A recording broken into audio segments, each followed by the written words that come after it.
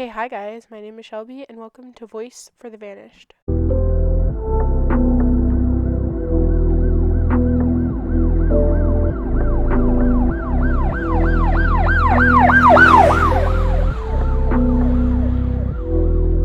Okay, I just want to not rant, I just want to say a quick message to you all really quick, and so if you don't care, I'll put a timestamp so you guys can skip ahead to where I start the case.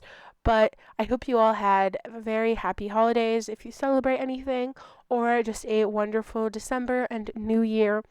I had planned on posting during the holiday season, but I knew I wasn't going to be able to post a lot because it's a hard, very busy time of year.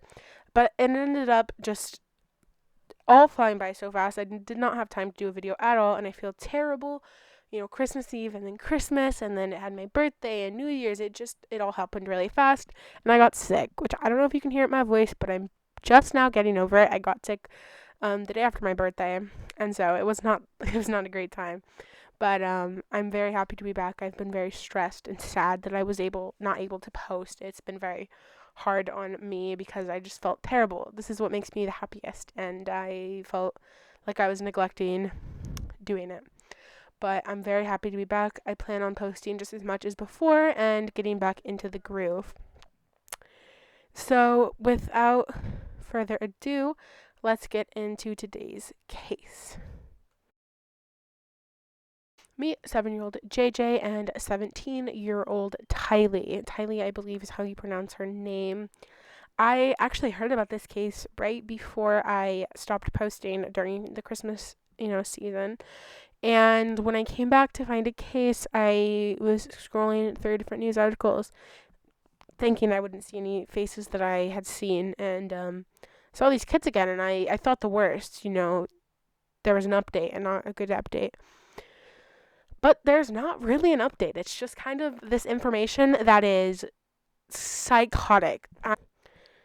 The surface of this case is about 7 disgusting, heart-wrenching, shocking details and nothing. It's like if you see a newspaper and you see the headlines of 7 different murders, let's say, but you can't read any of the details because they're not there. It's just headlines. But it's all this case, and that made no sense. That is the most back-assword way to explain that. I'm so sorry. But that's the only way I can say how insane this case is. I was watching one news article on it, or news video on it, and then I read an article, and I was just blown away. It's like when you think it can't get worse, it does. And it's just, oh my God. The fact that innocent children, are being thrown into the mix is the worst part, because when adults are doing stupid things and adults are making decisions for themselves that end in horrid things, it's like, okay, but you put yourself into that position consensually, and this happened to you because you were doing the wrong thing. But when innocent kids are in a position where they can't do anything because parents are the boss of them, parents are, hey, I'm your mom, we're going here, we're doing this. Kids are thrown into that position, and then they get put into this unsafe position. It breaks your heart. Like, if you're going to be stupid, don't do it with kids, So if you haven't heard about these kids, let me tell you these shocking details. So again, this is 7-year-old Joshua, who goes by JJ, and 17-year-old Tylee, who just goes by Tylee as far as we know. There's not a lot of details about who they are as people and humans, but they have a mother named Laurie, and this is Laurie.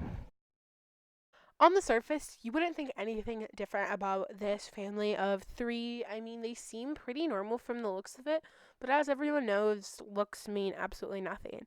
And clearly, in their situation, they were absolutely not as put together as they seem in these 3 photos. Laurie was a podcaster who was affiliated with a religious group. She was a part of this group called Preparing a People. And again, these aren't my opinions or my beliefs. These are just what these news articles are sourcing as Laurie's past. I am not saying I believe any of this. I am not saying any of this is true. This is just the information I have, and the only interest I have is to protect the children. And I have no interest in these cult accusations or these cult groups. It's really none of my business. The only business I have or care about is keeping children safe. But again, back to the facts or the assumptions, let's say. The website for preparing a people, quotes, helping to prepare the people of this earth for the second coming of Jesus Christ, end quote.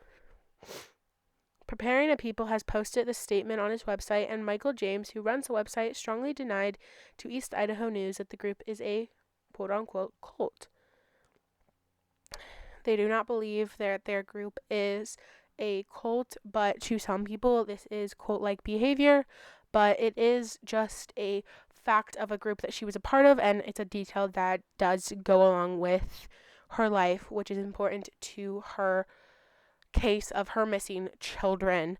So again, not accusing this group or Laurie of any cult-like behavior. I'm just stating the information about her life and just want to put that out there. Now let me introduce you to Chad Daybell, who is the husband of Laurie, and they had just gotten married in mid-October of 2019, and their marriage was obviously very new. He had recently just gotten out of his marriage, which I'll explain in just a second, but I want to tell you guys a little bit about Chad and who he is. They source a website for saying that Chad Daybell has, quote, worked in the publishing business for the past 2 decades and has written more than 25 books. The Times of Turmoil series is a sequel to Chad's best-selling Standing in Holy Places series, which continues to find success in both the LDS bookstores and the national retail chains. The website continues, adding, Chad is also known for his other novels, such as Chasing Paradise and the Emma trilogy, as well as his nonfiction books for youth, including The Aaronic Priesthood and The Youth of Zion. He and his wife Tammy also created Tiny Talk series for primary children. He is currently the president of the Spring Creek Book Company, the website also states. So, I know that was kind of a lot of information, but basically he was an author of different religious books for the LDS community, which if you're not aware of what the LDS community is by definition or not in abbreviation, the Church of Jesus Christ and Latter-day Saints, which is Mormon, in case you didn't make that connection. They are Mormons, Latter-day Saints. It's all the same religious group, which you can have your own opinions about any religion, but we are not one to judge on my channel. I don't care what religion you are. I say that at every single one of my I say that at the end of every single one of my cases. I don't care who you believe in or what you believe in or what you don't believe in. It's none of my business. It's no one else's business. As long as you want to believe in something or you don't want to believe in something, it does not matter to me. It does not affect anyone else. Don't put religious pressure on anyone else, and don't hate. That's the biggest thing for me. I don't think that hatred and religion are two in the same. I don't think that you can hate someone or hate someone existing and blame it on religion. I think the world can only be a wonderful, beautiful place if we spread love, and spreading hate, hatred, unkindness, unwelcomeness to absolutely anyone is what makes the world ugly. And then blaming religion for being the reason you hate someone or hate someone's life is really not an excuse for me, in my personal opinion. I'm not going to put my religious opinions out there, but like I said, I don't really care about religion. I don't care who anyone believes in. If you're happy and you're safe and you're putting everyone around you in a safe position and you aren't hurting anyone, mentally, physically, anything, as long as you are showing love to anyone and not throwing hatred around for absolutely no reason, I'm okay with you. And that is what makes the world go round, is love. I truly do believe that. So whatever religion you are, whatever religion you believe in, whatever you think religion is, or what higher power exists. It does not matter as long as you are putting everyone around you and everyone in the world really in a safe position. So I know that's kind of a little bit of a tangent, but that is who Chad is as a person and who we know him as. And again, he is the stepfather, quote unquote, to little JJ and Tylee. But again, they had only been married since October of 2019, which, if you think about it, these kids went missing in September. No one has seen them since September, but they weren't reported missing in September. So, yeah, this case makes absolutely zero sense.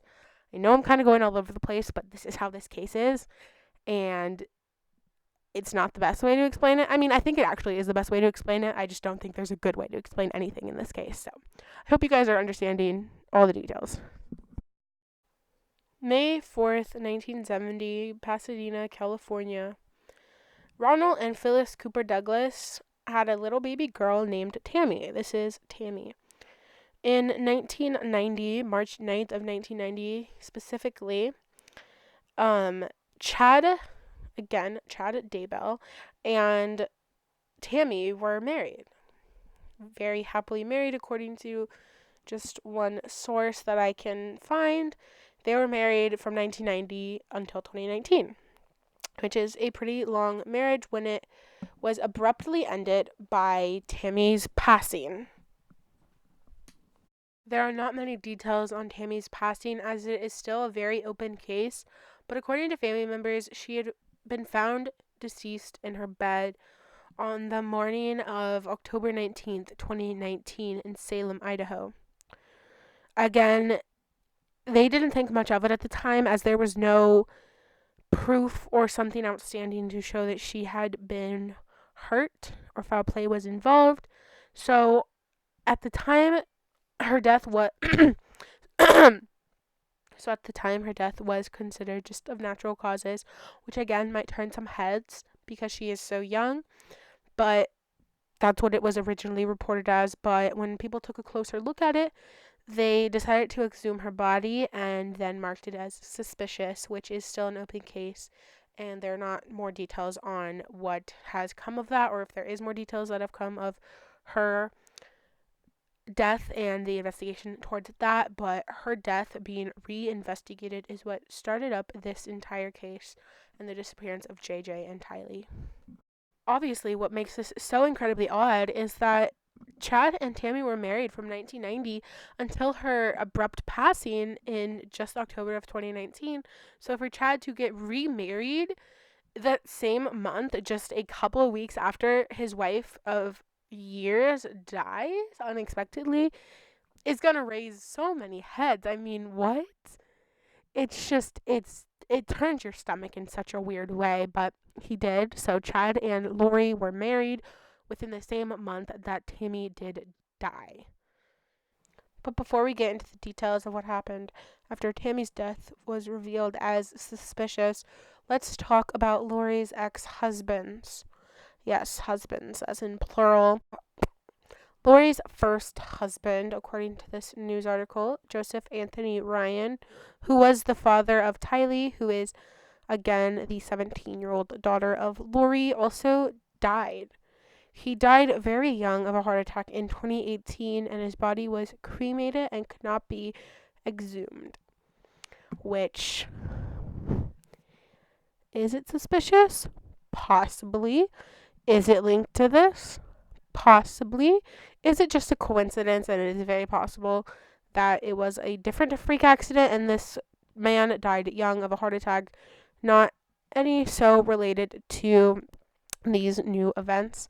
Yes, there is no way for us to know, and there's no way for us to ever know since his body's been cremated, but it's actually just a horrid, sad detail of this case, and just shows how much these two children have already been through in their life. Now, if you thought I was going to get into the details of the children's disappearance, you were wrong, because there is yet another mysterious death that happened to this family as of recently. Laurie's second husband, Charles Vallow, died.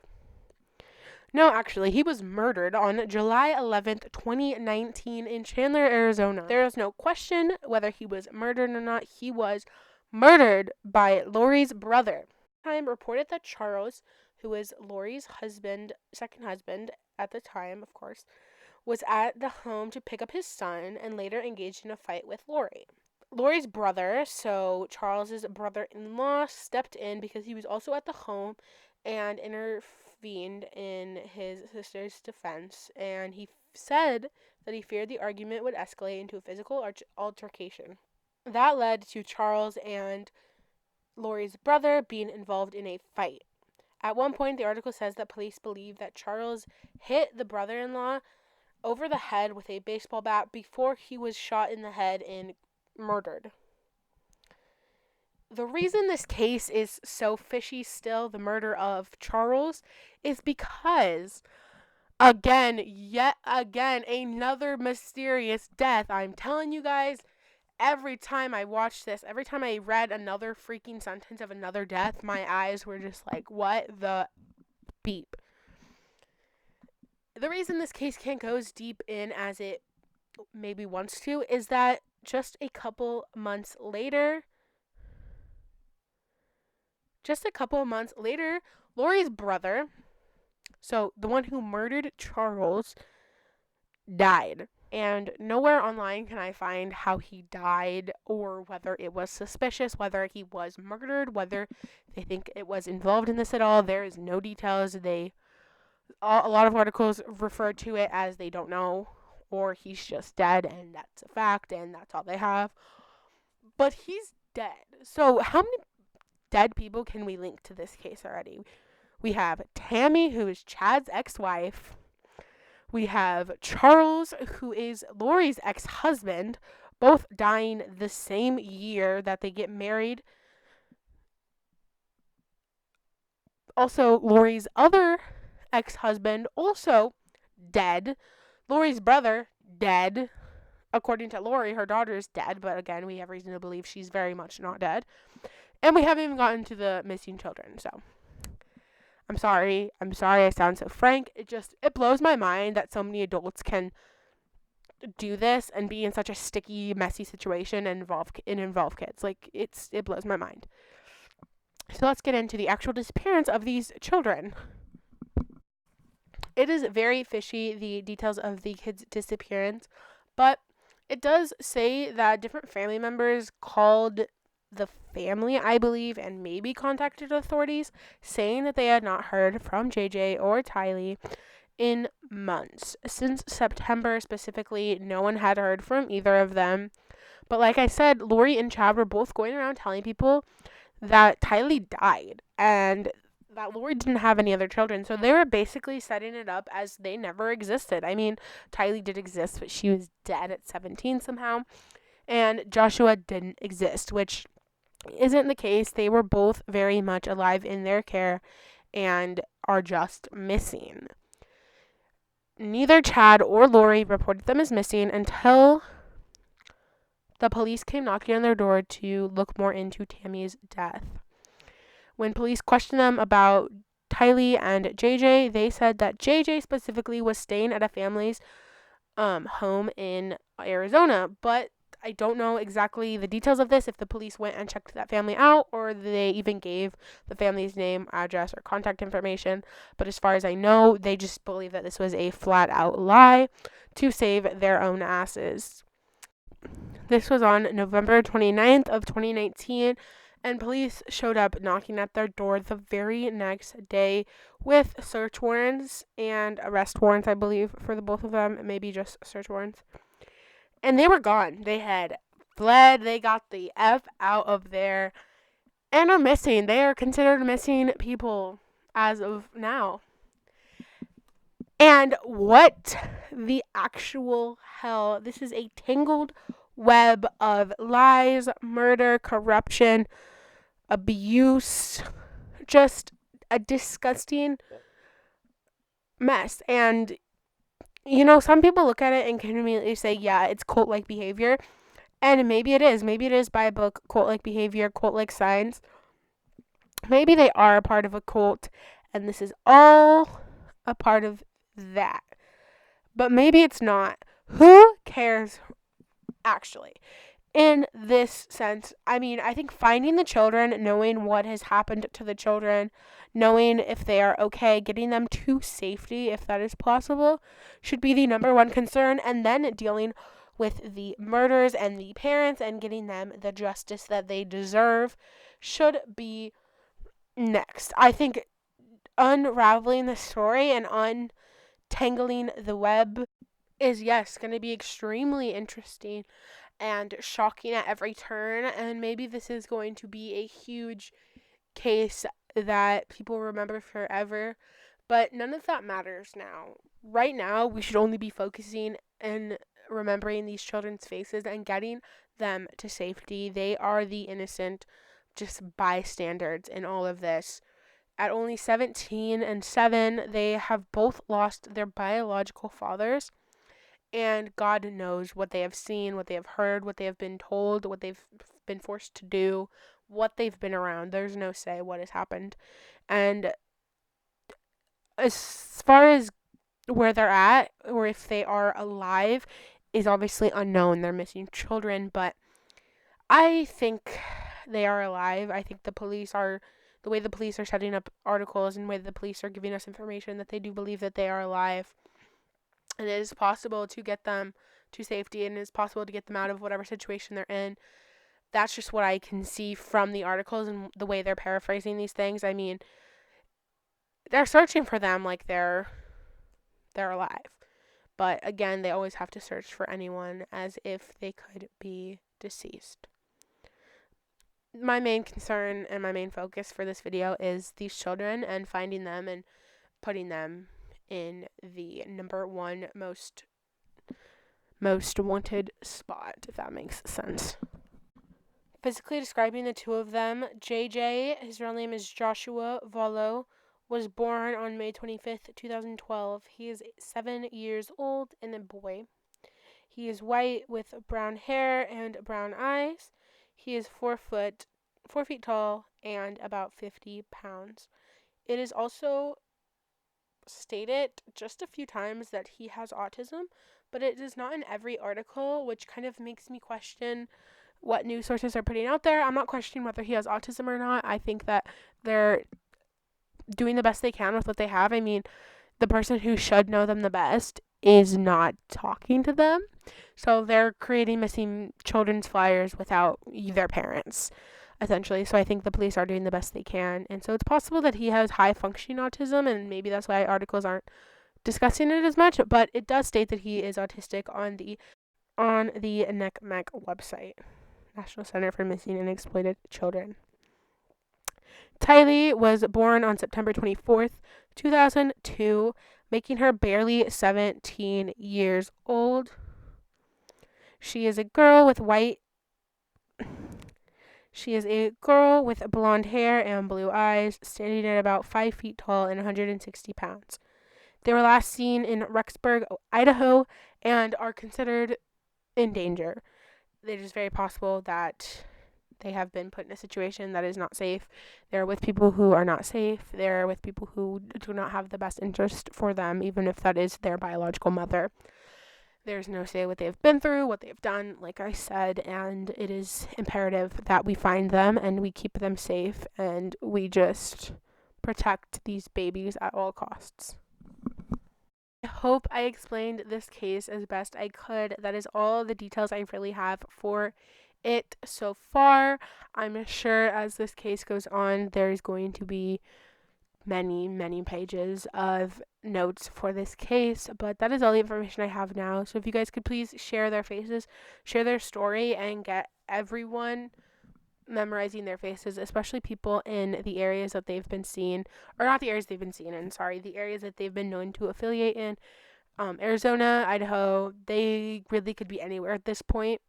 I'm still sick, so I'm sorry if this case is not as put together as I could do. I'm kind of scatterbrained, my head hurts, but I hope I got the information across correctly. And as I always ask you guys, I don't care who you believe in, what you believe in, or what you don't believe in. Please send prayers, good vibes, good feelings, thoughts, hope, love, faith, strength, anything good JJ and Tylee's way. They need that right now, and they deserve all the love and strength and people, bodies out looking for them and knowing everyone has their best interests at heart. I love you guys, and thank you for watching this video. I'm so happy to be back, and if you guys could, if you haven't already, please subscribe. It is a very easy and free way to help me out. You just gotta hit that little red subscribe button down below, and it will help me keep making these videos for a very long time, which is what I would love to do. Thank you guys, and I'll see you in my next video.